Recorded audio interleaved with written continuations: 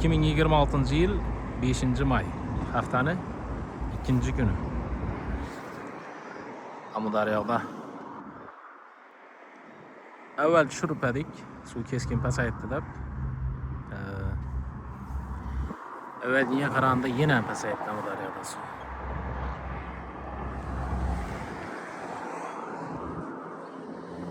Do'stlar, boricha tushirib o'tamiz. Amudaryoning suvi. Xudo xolasa, nasib etsa ko'paytiramiz.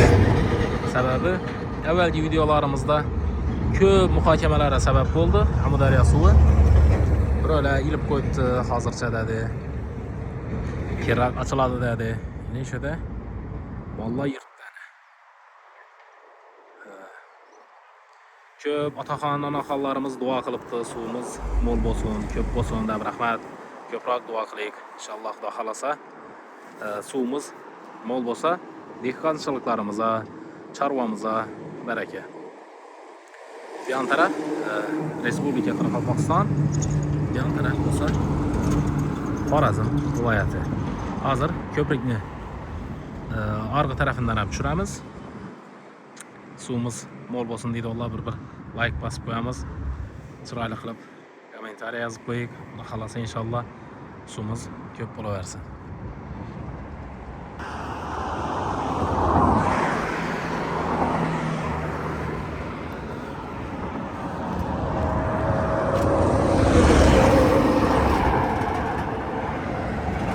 Ana do'stlar, ko'rib turganingizdek,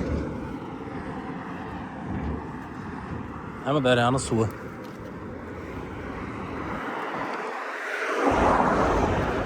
İnşallah şu chayanalar umuman görünmey duradi. Dim bir suv baland, hatto ishorlarda oqib turgan seslar eshitilib turadi ona deydi. Hozir suvimiz pes. Xudo xolasa nasib etsa suvlarimiz mo'l bo'ladi. Dehqonchiliklarimiizga baraka bo'lsin. Akishlar ham boshlab ketdi, nasib etsa suvlarimiz ochilib, deryamiz yana avvalgidek Amudaryomiz chiroyli bo'lib oqib turadi, Xudo xolasa nasib qilsa. Ana hozirgi vaqtda suvi Amudaryoni. Sog' bo'linglar, salomat bo'linglar. Yurtimizning tinchligini ko'z deymasin, yurtdoshlarimiz sog' salomat bo'lsinlar. O'zlaringizni asranglar do'stlar. Ikki narsani qadrini etik. Birsi yurtimizning tinchligi, ikkinchisi esa sog'ligimiz do'stlar. O'zlaringizni asranglar, sog' bo'linglar, salomat bo'linglar.